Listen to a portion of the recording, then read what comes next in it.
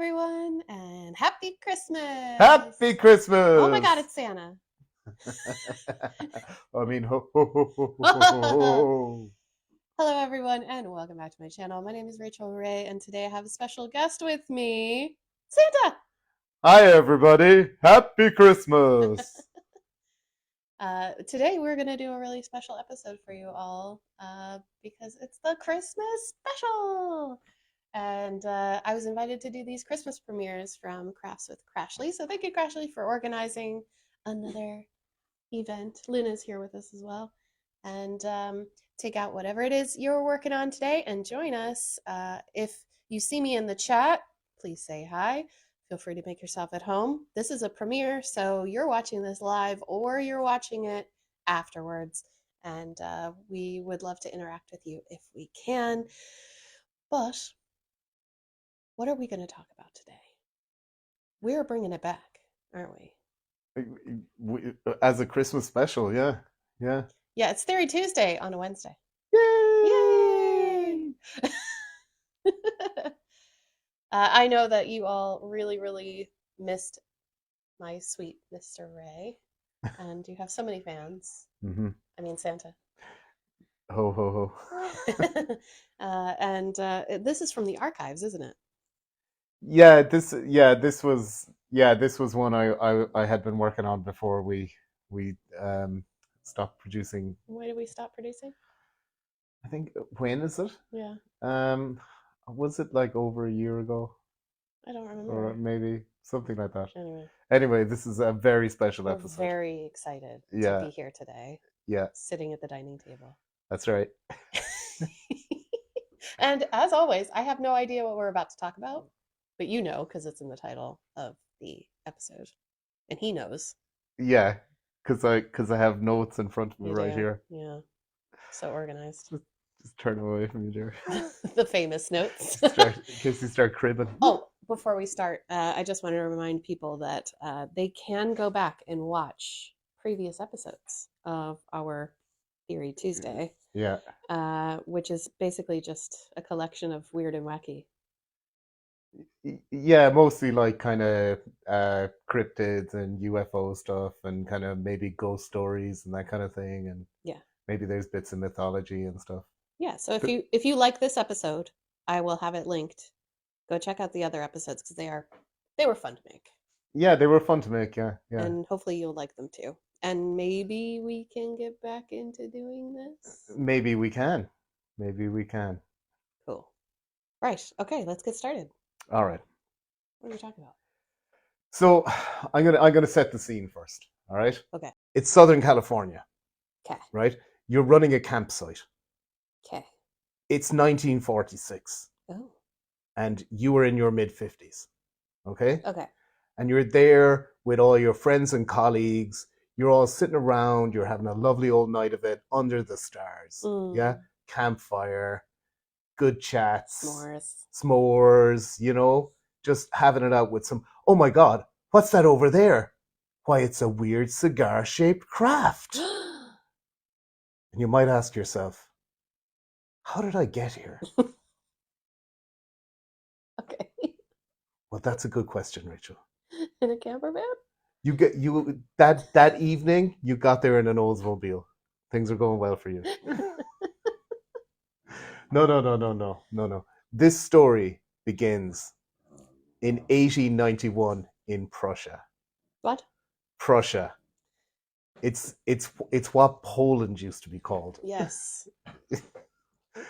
Okay. So it begins in Prussia, right? Okay. You're born, you're one of 5 siblings. Mm-hmm. Yeah? When you're single years old, your family leave Prussia and they move to this newfangled place called New York. Okay? Right. So you grow up in New York. And your name is George Adamsky. George Adamsky. Okay?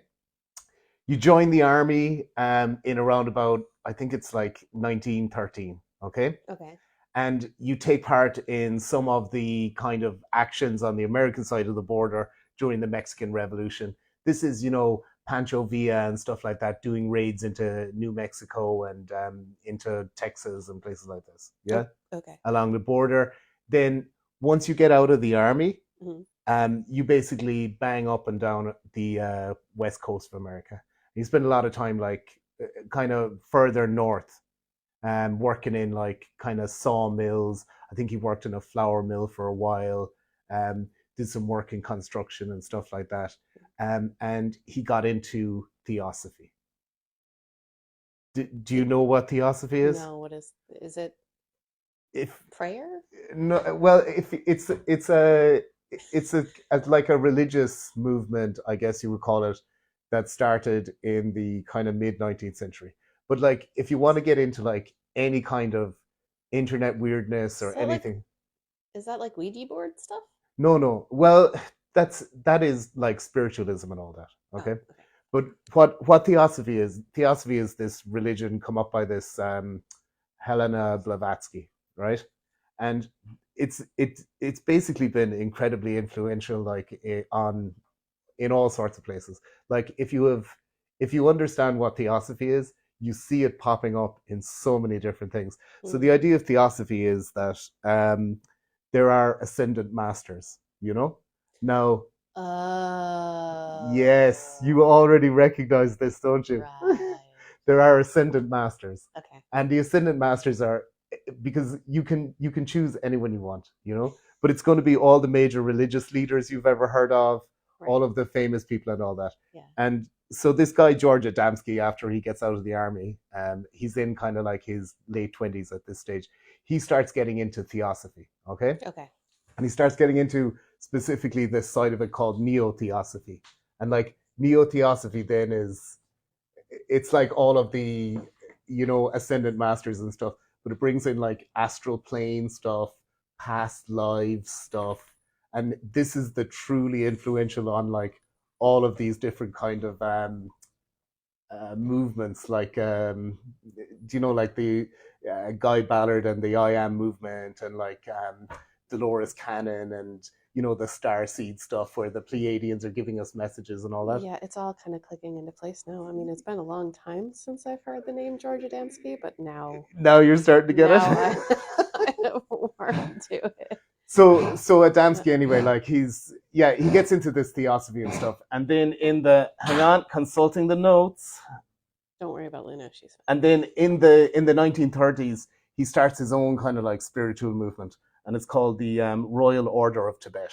You know, the Ascendant Masters. Tibet. Yeah, the Ascendant Masters are from Tibet. Oh, that's where they live. They're from Tibet. That in Blavatsky's one, and then you can pick whoever you want as an Ascendant Master. Do you know? Like, what's the name of the warthog and the other guy from Lion King? Timon and Pumbaa. Timon and Pumbaa. There is someone that thinks Timon and Pumbaa they're like Hakuna Matata. You know? It's wise words. Wise words. You know. Yeah, it's in the acoustic record. It's amazing. Like. But anyway, he starts his own spiritualist movement, and it's called the Order of Tibet. Like, this is the 1930s, right? So he's a religious organization, and he gets an exemption. Tax relief. He gets an exemption to have alcohol, like wine, for ceremonial purposes on the premises. Wow, very popular. Very popular. Yeah, without a doubt. This is Prohibition, isn't it? It's during Prohibition times, yeah, and he seems kind of quite do you know, he loves all this stuff.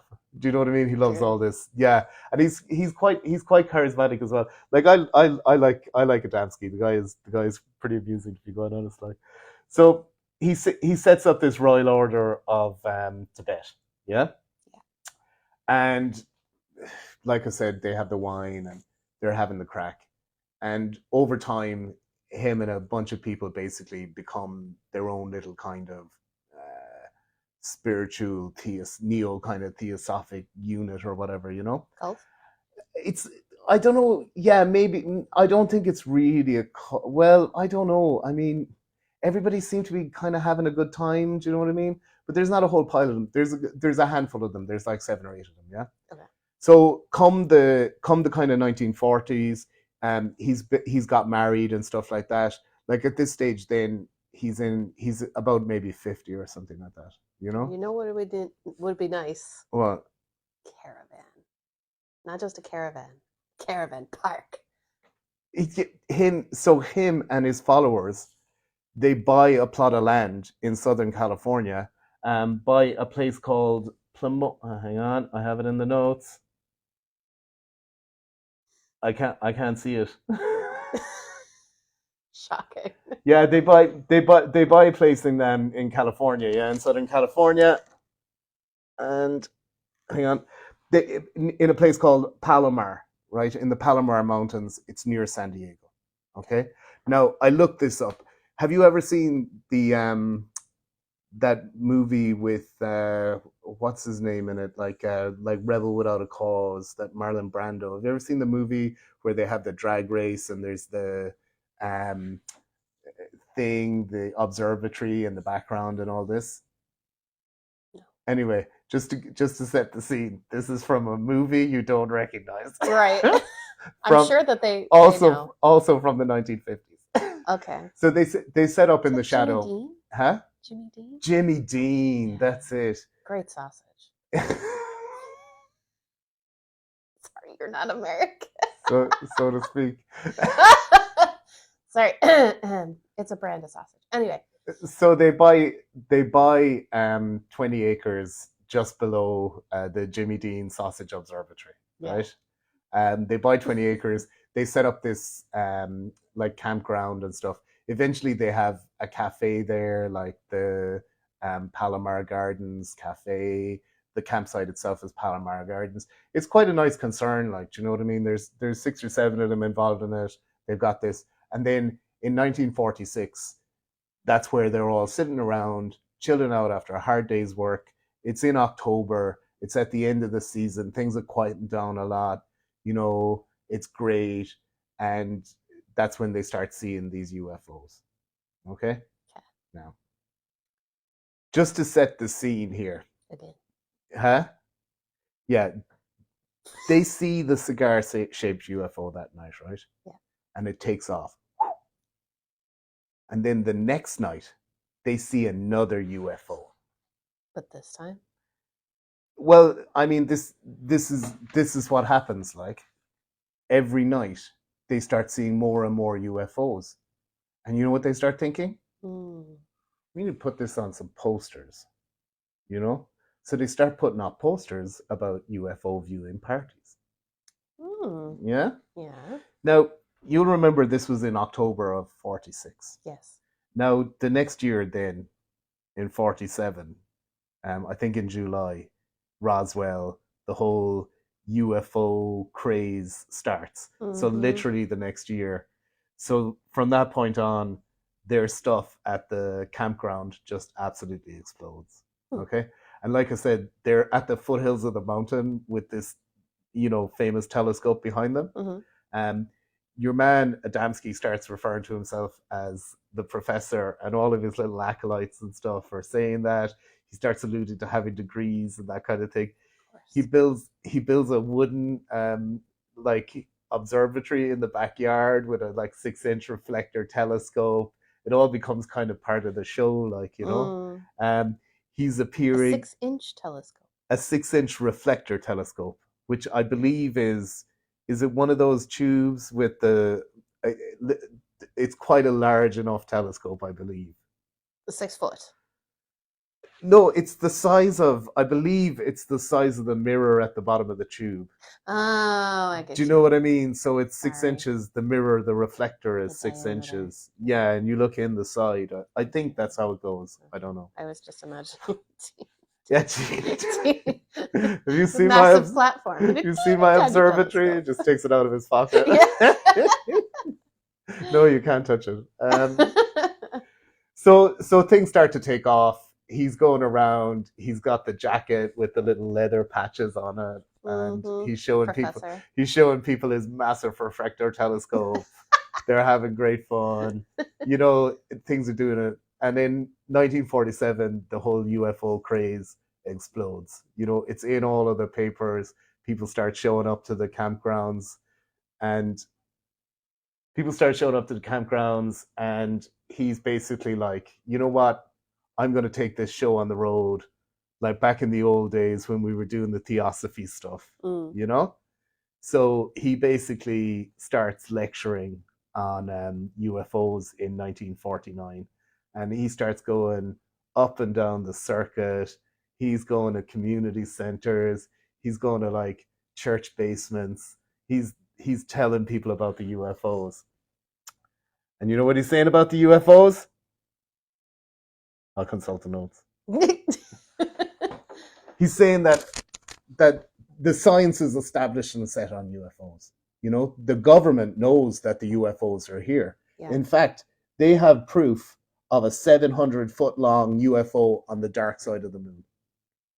Also, they have been tracking these UFOs via radar since they've had radar. You know?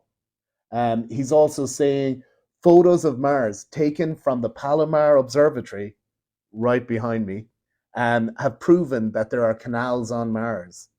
Man-made canals on Mars. Men? Well, Martian-made canals on Mars. Space Brothers. By the Space Brothers. Hold on, wait. What? Yeah, by the Space Brothers. He also starts saying I didn't know this tied in. Okay. He also said that science. He also said that science knows that all of the planets in the solar system, all of them, you know, Mars, Jupiter, Neptune, Pluto is it's not still a planet at that time. I don't know. I don't even know if they knew. Well, definitely.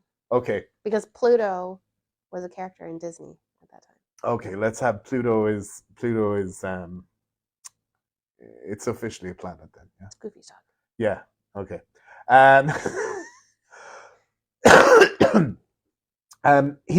He says all the planets are inhabited. Now, the thing that gets me about all this is these are all still current stuff that people are saying it like in 90, do you know what I mean? Oh, there's a huge spacecraft on the dark side of the moon. Tick. You know what I mean? Yeah. They're tracking them via aliens and or via radar, and the government knows all about it. Tick. You know, the government has established that they exist. Tick. Correct. Like, you know. Yeah, this sounds like straight out of Elizondo. It sounds straight out of it. So it's straight out of that stuff. So he's traveling around on the lecture circuit, and he's doing his lectures. Okay. And stuff. Yeah. Right, with his 6-inch television. With his his 6-inch reflector is back at home, Rachel. You don't bring a 6-inch reflector on the road, you'll damage it. You would. You would damage it. You would. So that's it. Then in May of 1950, he starts photographing UFOs, you know? Because his story is that the UFOs are so common around the campgrounds that he can't help them. And it's almost like the UFOs have got curious. They showed up with a cigar-shaped craft. Then after that, they started doing all sorts of things, you know, like little orbs of light and little triangles with lights on them, and they drifted over and back across the sky and all that sort of thing. But one night, he said that he saw 184 UFOs in the same night. Yeah. I can see you're impressed. It's quite a lot of UFOs. That's a lot. Can you imagine seeing that many UFOs and all you're doing is 1, 2, 3, 4. I mean, shooting stars, yeah. You got to 40, you'd be like, someone write down 40 and start doing a tally. Yeah. So anyway, that's where we are now. I'll take this quadrant. In kind of mid 1950, he starts taking photographs of UFOs, and he's taking photographs of UFOs because the UFOs are becoming more and more common. You know, he keeps describing situations where there's a mothership, and then the mothership will drop the other ships. You know what I mean? The little landing craft, and they'll come in, and they'll come down, and they'll buzz around and stuff like that. Independence Day stuff. Yeah, and he says stuff then as well, like, oh, you know, they're letting me photograph them. They kind of want to be photographed. Why would they be here if they didn't want to be photographed? Yeah, why would they be here if they don't want to be photographed? They're hanging around here. Do you know what I mean? Look at the light shows. Yeah, look at all the light shows and that kind of thing. Yeah. This is in 1950. So in 1952 anyway. All of this stuff keeps kind of escalating. They go out into the desert there, and oh my god, is that the biggest UFO we've seen so far? It is. It is the biggest, and it's getting closer. It's even bigger than I thought. So he describes a situation where they're all sitting around. Very similar story to 1946, where they're all sitting around, right? And this mothership comes over. And then the mothership releases small little ships. Okay? Then he felt in his heart that he had to go away from the group. He doesn't know why he took that fateful decision that night. But he simply stood up and walked into the wilderness of the desert at night. That's smart. Yeah. So then he describes like walking over a little while, the ship comes down, and it no doubt makes a noise like, and it lands, you know? Mm-hmm. And out comes this absolutely amazing looking alien. Like, so flamboyant. Is this the one with the blonde hair? Yeah, this alien has blonde hair, blue eyes. He's got a tan. Yeah. If you want to picture Fabio, this alien looks like Fabio. Fabio, yeah. And then there's Space Fabio. There's Space Fabio. There's all of these. What's the color scheme? Like, is there a cape? This is the Thigh-high boots? He does specify that the alien was wearing brown shoes, and then he also variously over time he describes them as like if they're working, they're wearing jumpsuits, and that's man or woman alien, or because they have male and female sexes as well. Like, they basically look like they're from Stockholm, you know, and they're so you can tell if they're working or not because when they're working, they're wearing jumpsuits, right? Okay. Kind of silver or white jumpsuits. Right. And they always wear brown shoes. Okay? They're all blonde haired, tan skin, blue eyes. Yeah? But when they're not working, they all wear, like the women just wear a blouse and a skirt or maybe a dress. And then the men will wear like a blouse and like a trousers, you know, like a shirt and a trousers. Why are they wearing clothes? Because they're from Stockholm, like. Because sorry, I forgot to mention these guys are actually not from Stockholm. They're from Venus. Venus. They're from the planet Venus. Okay, yeah, that's correct. Yeah, the planet closer to the sun than us. Yes. Yeah. So they're from the planet Venus. They're wearing all those. Oh, there is one thing I couldn't find. I kept digging, like, and I found this thing where he describes. He says, "Oh, the men wear blouses and basically sports coats, space coats. They wear blouses and space coats, and they wear trousers." I have it in the notes, but I'm going to paraphrase. They wear trousers, and it says, "But not like the trousers I wear." Does he go into any more detail then? He does not, and no, I couldn't find any more information. He just says they're trousers, but they're not like the trousers I wear. These could be revolutionary trousers. So this guy anyway is called Orthon, yeah. And what do you think Orthon like? Orthon says, "I'm glad you came over here. I was calling you." Oh, Orthon speaks with him telepathically as well. He never moves his lips; they're just there, and he can hear Orthon's voice in his head, you know. And then Orthon says, "Oh, I was calling you telepathically, like, and I'm glad you came over here to receive my message of wisdom." What do you think Orthon's message of wisdom is? 1952. Internal screaming? No. Orthon has a very serious message for mankind. It's 1952. What is Orthon's message for mankind? Stop going to war with each other? Yeah. Is there any specific kind of message he's talking about? Does he? Orthon's like, Stop going to war with each other. It's these nuclear bombs, man. They're bad. You got to get rid of these nuclear bombs. Did he ever say anything about tinfoil? Orthon? No, but he had a really nice space jacket made out of tinfoil. A really stylish space jacket. So, yeah, that's. I mean, Orthon's message is the same as always. These encounters with Orthon keep happening. You're not going to believe this. They're always kind of the same.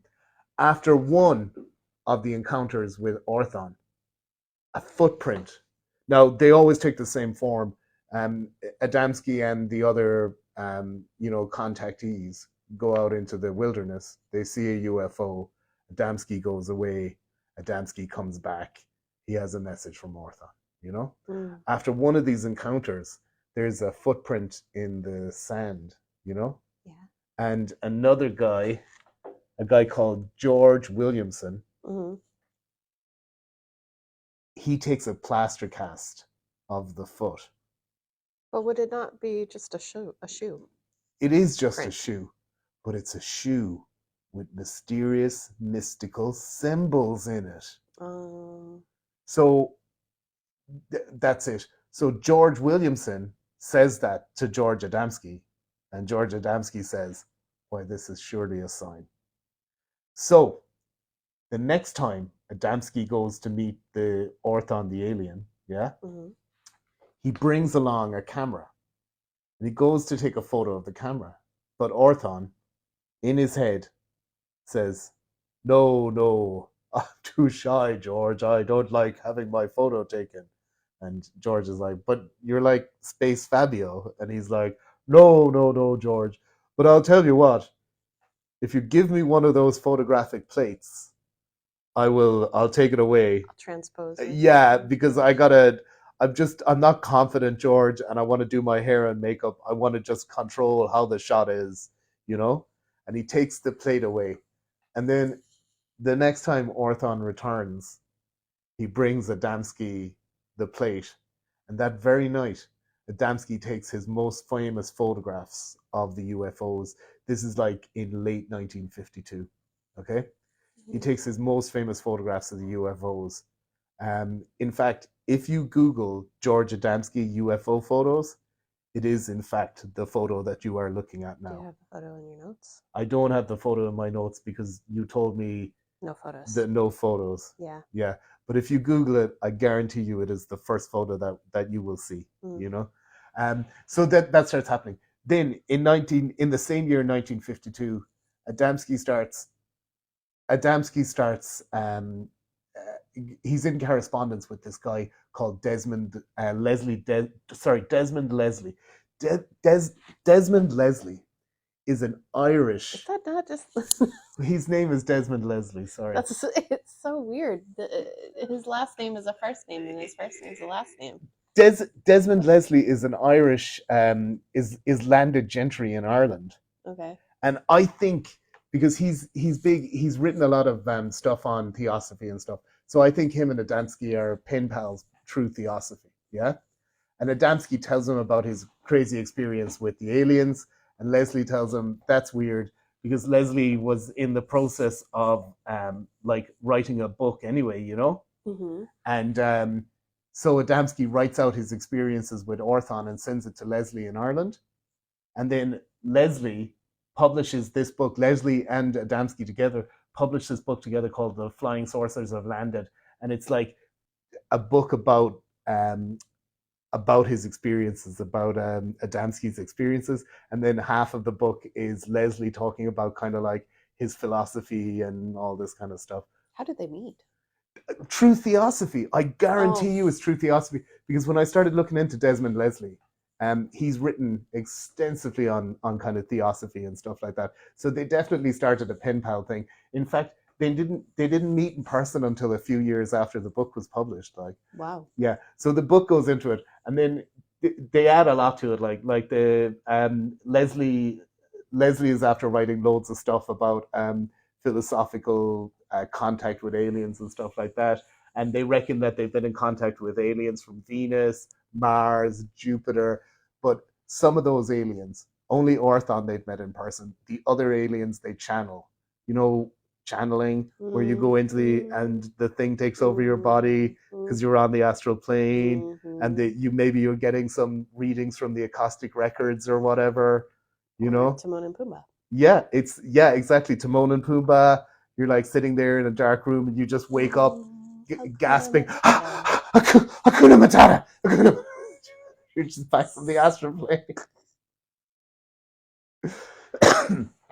So that's the crack, right?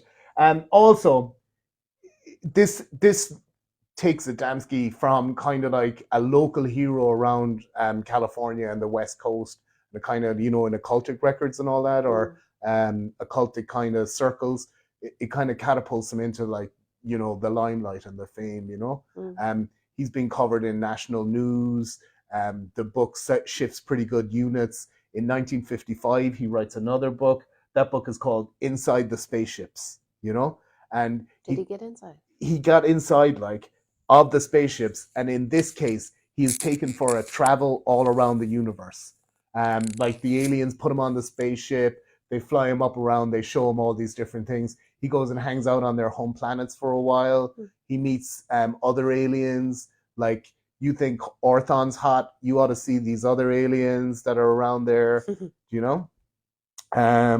And that's the crack. He keeps receiving the same kind of messages over and over as well. And I mean, that's more or less the story of Adamsky and the contactees. I'm going to interrupt the premiere right now with a special giveaway. This is our last Winter with DAC giveaway. So thank you so much for watching the videos this season. I hope that you've enjoyed them. Our sponsor this week is Abby from Abby's Diamond Putty in the UK. She has offered to give a putty pack to someone watching this video. So all you need to do is have entered your diamond painting with Winter with DAC, and then leave a comment in the comment section with the word UFO, all together, one word, in a comment on this video. Not in the chat, not in the live chat, but as a comment on the video.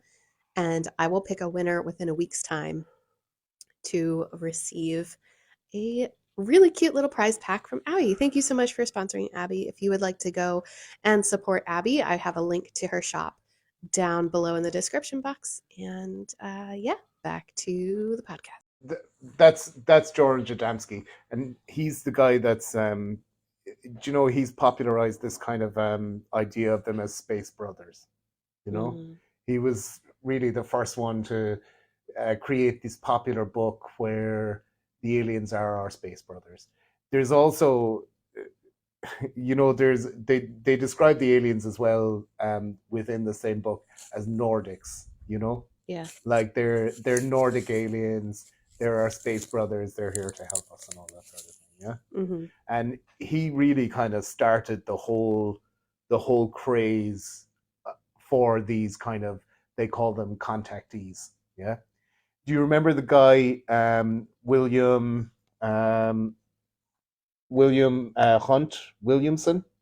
Or sorry, George Hunt Williamson. So another guy called George. He was the guy who took the footprint, and when he, after the alien met Adamsky, Adamsky was like, oh, it was right over here, and he's like, oh, a footprint, and he took the plaster cast of the footprint, and when they set that plaster cast out, it had a weird symbol on it. Well, you remember the photographic plate that Adamsky gave to the alien? Well, sometime later, that was returned to them, and when they what do they call that? Developed. When they developed the plate, it was the same symbol, a weird mystic alien symbol. And then this guy George Williamson as well, he went on to kind of become another one of these contactee and what would you call them, kind of channelers and stuff like that. And it started off a whole raft of people, particularly in California, but essentially globally as well.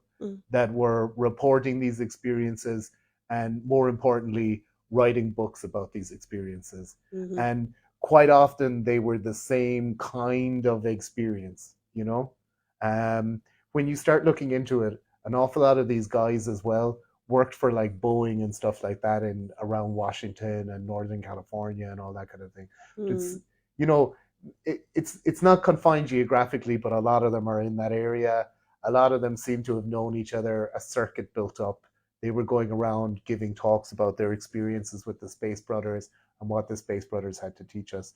So far there was George Adamsky, and there was George Williamson Hunt, or George Hunt Williamson. Oh my gosh! And then another of probably the most famous like American experiencers is a guy called George Van Tassel. So Van Tassel anyway was into meditation and all this kind of stuff, yeah. And you know, he into telepathy and the astral plane and using yoga or special exercises to rejuvenate yourself. I don't know if it's yoga or anything, but you know, he does mention exercises and stuff like that. And then so he has this experience where he meets a space brother, you know, and the space brothers impart wisdom to him, yeah. And part of the wisdom is that he is going to build this machine that explains everything and rejuvenates the human body. Okay. If I remember, if I'm expressing this correctly, okay, the machine is very sensitive, so it can't have any metal parts in it. So sometime in the 50s, he starts getting blueprints for this machine with no metal, no nails, no screws, no corner braces, none of this standard hardware stuff you'd use. And he starts just held together with hopes and dreams. Yeah, he starts building. It's hard to explain. Like maybe it's like Hot glue? I don't know, because I believe he had people helping him sometimes, but he was mostly working on himself. And it's like this huge kind of like dome structure. And I'd imagine he got really good at carpentry, like kind of making joints and stuff. But anyway, he starts building this giant dome structure, and it's to focus energy, and it's to uh, change the world, like kind of standard new age thing. You know, it's going to raise everyone's vibration. It's going to rejuvenate you. You will know everything, and you will regress in time. And the ancient spiritual masters, and he spends from the mid 50s up until the late 70s building it. And then he announces that he's almost complete. And within 2 weeks, maybe even, and he literally passes away 2 weeks before it's completed. Like, and like all of his acolytes and everything are like, well, I mean, George had the plans all up here, you know what I'm saying? Oh, of course. He had them all up in the old noggin, like, Yeah. so they can't complete the machine. And that's the story of contactee George Van Tassel. Yeah. Now, at the same time, like the kind of early 50s, in Britain, there's a man called George King. Oh God, Mother George. Now, I know what you're thinking. All of these guys are called George. Yeah. That's correct. Yeah, they're Yeah. all called George. Yeah. Yeah. So George King now, right? George King's this taxi driver, and George King is also into meditation. He's into vegetarianism and a vegetarian diet, and he's absolutely cuckoo in the coconut for yoga. He is bananas for yoga. He loves it. He's always at the yoga. He's always driving around in his taxi when he's working, giving out to people about their spiritual beliefs and stuff like that. And then one day, it's kind of an average day. Actually, he got started late, so he's probably only going to be able to fit in 9 hours of meditation. And then suddenly, out of nowhere, inside in his head, telepathically, yeah, he hears a noise just like that, and then a voice says, "Prepare to receive signals from the Interplanetary Parliament." Wow. Yes, it is the Interplanetary Parliament, and they have chosen George King to transmit their message to humanity. What a special dude. The message, of course, Rachel, is let's try not to kill each other. We've been looking at the issue with the nuclear bomb, and we're a little bit worried. Teensy weensy bit. We're teensy weensy bit worried. You all better start loving each other. So then he basically starts receiving the same thing. Like he's meditating, he goes to the astral plane, the space brothers come and they transmit their messages to him, you know? And again, just like Adamsky, he has all of the planets have people on them. You know, they're all worried about humanity, and they've got these special messages of peace and love and all of this kind of thing. Right. Yeah. And that's more or less what happened, like. And then George basically keeps at this. Did they tell him about Theosophy? He 100% knew about Theosophy. It doesn't say that he does, but I'm going to go out on a limb and tell you right now that George King knew exactly what Theosophy was. So what happens there is George starts doing all this, but different from the other things, like you would be hard pressed to find acolytes of George Adamsky now. George Williamson, forget about it. You know, George Van Tassel, I doubt it. But George King still has a following. He built a whole kind of like religious order around it, you know? Mm-hmm. And rather than he proper built, like I said, religious orders. You know, instead of we're just a couple of buddies, we're going to go out into the desert and look at aliens, or hey, I've got the plans for the next step on building the wooden receiver in the yard. You know what I mean? Come and give me a hand. 6-inch telescope. Yeah, exactly. Lens. Sorry, lens. Yeah. So that's the crack. But what I'm saying and is, he didn't have to fight prohibition either. No, George built a whole cult around it. But I don't know if it's a cult, because like you would say cults are damaging, like, but you never really hear anything bad. It's called the Arthurian League or something like that. The Arthurian Society. Arthurian Society. Aetherian Society.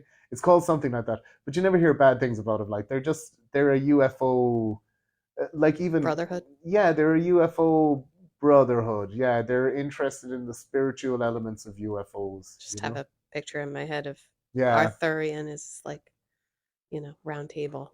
Well, hang on, I have it written down here if you want to. Oh, the notes. Let me just go to the notes. Hang on, those special notes. How would you pronounce that? Aetherius. The Aetherius Society, yeah. But like they still have adherents. They have rituals and stuff like that. Like that's attendance. Yeah, membership fees. People have jobs in the organization, that sort of thing. But yeah, do they have clear domes with no screws? I'm not entirely sure. Like, but they're all just really interesting characters. Like. Did he have a UFO story? But he's never met the UFOs. He just has them beam their thoughts into him from the interplanetary parliament. He's a vessel. Yeah, but he has the same kind of narrative that they're living on all the planets of the solar system and stuff. And the thing about it as well is, in case you're wondering, back in the 1950s, they knew that Venus was extremely hot and with no atmosphere. That was general knowledge among members of the public.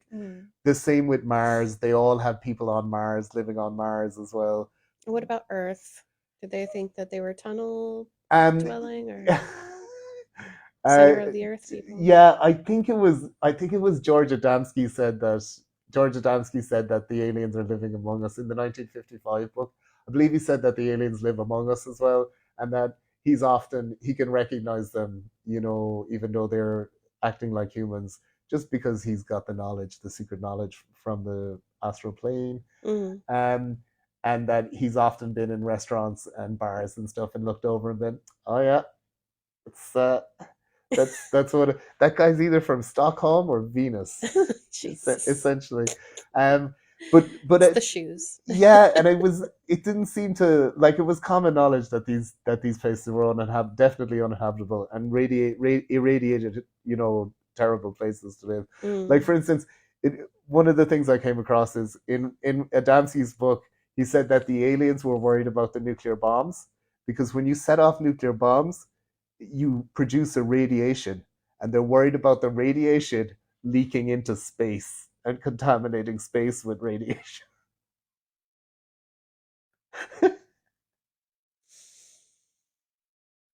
It's a Uh, big problem, another great Adamsky story is he went to in the late 50s, I think 59 or 60. He went to he would have been in his 60s at that stage as well, like, or even 70s. He went to was it Holland? He went to Holland and wrote to a newspaper denying that the Queen had asked him to visit her. Wow. And then the Queen got word of this and was like, "Oh," and invited him. Really? Yeah. There's a story as well from I got a lot of love for Adamski because he's such an obvious shyster, like, but he must have just been like this amazing raconteur, you know what I mean? Just telling you stories about them. Storyteller, yeah. Yeah. But the same with all of them as well. Like George King must have been absolutely off his chops. Like he must have just been bananas, you know? Like going around, you'd imagine like while you're talking to him, he's doing the splits or and something. you're in a cab. Yeah, he's in a cab and doing the splits. He's scratching the back of his own head with the thing. He's giving out to you about your spiritual development, and you're like, I just need to get to the airport, you know? But anyway, that's the crack, like, yeah. There's other guys as well, but they're not as big. And like I said, a lot of them took off with Adamski. It's just crazy the amount of them that's are called George. You know, like there's other guys. There's a guy called Daniel Fry as well, and Daniel Fry used to be in the U.S. military. And his name used to be George. No, it was no. His name was Daniel Fry. No, it was always Daniel Fry. And like he worked at White Sands testing range, you know, and basically he says in 1949 that what happened was this mothership came over White Sands while he was working there, and then it let out a spaceship, and then they took him on board one of the spaceships and brought him up to the mothership. And then they flew all around. They visited New York. They went off to visit around the solar system. They came back. The Space Brothers told them, hey, stop working at this weapons range. You know, nuclear bombs are bad news. Now get out of here, you crazy guy not named George. And off Daniel went. And then that's the story. There's other guys too as well. There's, I don't know, like there's a guy called Truman Bethurum, and there's another guy. Hang on. Orfeo Angelucci. Anyway, they all have very similar stories. The guy Truman Bethurum, he used to he he hung around with Adamski, right? He was in that cadre of people. He also wrote some minor books about his experiences contacting the Venusians and what the Venetians were telling him, or Venusians, I suppose, were telling him. He popularized his story by going on the Betty White chat show in 1957. Really? The Betty White. I didn't even know she had a chat show. She had a chat show in the Midwest in the late 50s. Wow. And it was basically called the Betty White Show. And he popularized his story by going on the Betty White Show. He appeared on it twice, sold a lot of books, had a lot of people asking, hey, say, when you meet these Venusians. And yeah. Are they wearing shoes? Yeah. But that's basically it. That's all there really is to say about what, or that I have to say about the contactee movement of the 1950s. Unless you have any questions. There's so many questions. I don't know. I mean, so all of these guys wrote books. Oh, they are writing furiously. They're bringing out. And they're writing letters to each other. They're a lot of them are in contact. It's not that I don't know if like phoning each other or telepathically. I don't know if it's so weird because, like, I mean, that's grand. You know, like you're saying that, but like, sure, everybody's writing each other letters now. We just call them, you know, cards, tweets, or IMs or something. I guess. Do you know what I mean? Yeah. But yeah, generally, I think if it's pre kind of the 1940s, people that were interested in a subject had would correspond with each other all the time. You know, like do you know, like this the story of Jack Parsons and Werner von Braun being pen pals when they were teenagers because they were both into rockets. Yeah. Yeah, so that's basically it. I guess. Yeah. Yeah. Well, like one of them invents those Nazi bombs and then later is in charge of NASA for the Saturn rockets, and the other guy invents the NASA jet propulsion. They were pen pals when they were teenagers because they were both members of their local rocket club. Wow. Like Parsons and a couple of other people, when they were like 16 or 17, started a rocket club, and then there was a German rocket club, and they basically became pen pals. So there are UFO pen pal groups. These guys were actual. These guys built actual. 40s. They built actual rockets and yeah, were in charge of things that built spaceships themselves personally. So yeah, I'm talking about the Georges. Oh no, the Georges were they traveled through time and space, and onto the astral plane. Yeah. If you can get to the astral plane, you can actually get anywhere from there. Anywhere. Let's deep dive into Truman Bethurum for a minute. Yeah. So Truman Bethurum, anyway, he's one of these contactees and everything, you know, and he's very like Adamsky in that he's had this experience where he has met the aliens and traveled around. Yeah. You know, so Bethurum's experience, anyway, he wrote into a magazine, it was published in a magazine, and then later on in 1954, he wrote a book called Aboard the Flying Saucer. And again, this is very like kind of Adamsky's books.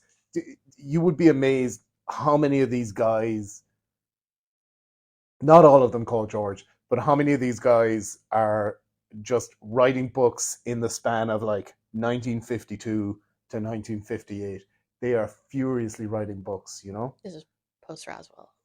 It's post kind of Roswell. Roswell. Yeah, it's post Roswell. Kind of the UFO stuff had come up, but a lot of these guys would have seemed to have been into, you know, like in the case of Adamsky, George Adamsky, George Williamson, George Van Tassel, George King, all of the Georges, they were all kind of into, you know, kind of burgeoning New Age stuff, theosophy adjacent, meditation, clairvoyance, astral planes and stuff. And it doesn't appear to be so with Truman Bethurum. Like Truman's kind of, you know, he's this blue collar guy. Not really a yoga dude. Not really a yoga dude, but like his marriage breaks down in kind of 49 or 50, I think, and he ends up going through a divorce. And then after that, he spends some time on his own, and then he has this experience in, I think, on the Mormon Mesa in the Mojave Desert. So he's just up there on the mesa, he's hanging out, and what's that? Behind that large boulder, is it a spaceship? And he goes around the spaceship, and you are not going to believe this. Absolute knockout. Like a beautiful female alien has just landed in the desert, and she's like, you know, Truman, you're really handsome. You're the best looking human I've ever seen. Look, she's like, well, I know I'm super attractive, but this is not about my attractiveness, Truman. This is about your exceptional qualities as a human being and a teacher for all of mankind. Goodness. You know? So let me just consult the notes here, get some details. Yeah, so that's basically it. He says that this lady comes down. Her name is written here. Hang on. Her name is Aura Raines. How would you say that? Raines? Aura Raines? Yeah, Aura Raines. And She's from the planet Clarion, and she's come here. And again, this planet is actually in the same solar system as us, and It's just hidden.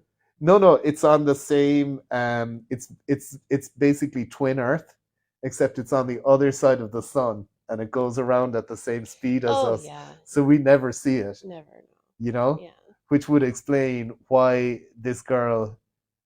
Did I mention? Not even at night. Did I mention that she is shapely, blonde, tanned with blue eyes? Did I mention any of that? You didn't say tanned. Oh yeah.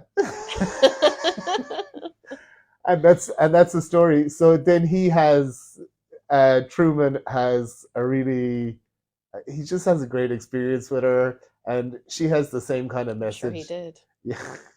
It was completely platonic. She had an important message from the Space Brothers. Oh, I see. And again, it's the same kind of thing. And again, this is like I said, he's the guy. Truman, I believe, is the guy that he kind of popularized it. He wrote the book, and then he appears on the Betty White show. Yeah. So he's the guy that does all that. Yeah. Wow. Yeah, that's true. Is that where all the movies came from then? What movies? Do you know, like there were a lot of sci-fi movies that came out after that where they were aliens that were just knockout gorgeous, you know? Big Conans and the blonde bombshells, and it's all. I mean, it's a thing to this day, you know. Yeah. Depending on but where. I'm thinking of all those movie posters from like back in the day. Because the Nordic ones now, they're the Pleiadians. Mm-hmm. Do you know what I mean? Yeah. And again, Where are these ones from? These ones are from Clarion. Yeah. It's later when the aliens start to come from further away. Like in the 1940s and 50s, they were coming from right next door, like Mars or whatever, you know? Yeah. And now it's come full circle. They're coming from Earth, you know, they're in like another dimension. Twin Earth. Yeah, so I don't know. Wow. Yeah. That's very interesting though. Like, isn't it? It is, yeah. I mean, so many Georges. There's an awful lot of Georges, yeah. Yeah. So I think we can wrap it up here for today. Thank you, James, for all of your research. No problem. Your time.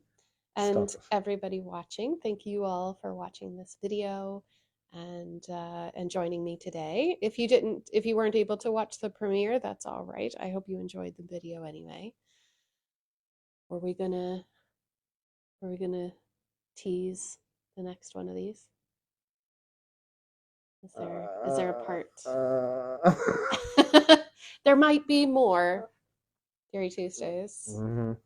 I don't know. Let's gauge the feedback. What do you think? You watching? What do you think? Would you like more of these? I can hear your screams in my head. More James. More Mr. Ray. That usually only happens to me when I meditate like twice in a row, 2 days in a row. I start hearing voices in my head. When you do splits in the car. Yeah. You're not going to believe when I just come into the room and I'm like, you're not going to believe it. The Space Brothers want me to be the king. What? So without further ado, we are going to let you go to the next premiere. All you need to do, if you are clicked into the playlist, is just stay on this page. And if you are not in the playlist, I'll have the playlist linked down below so that you can keep watching and keep hopping from live to live, and follow us and join us for the day. Thank you so much for watching. I hope that you enjoyed it, and I hope that you take care and stay safe. And I'll see you all in the next video. Bye everybody. Bye.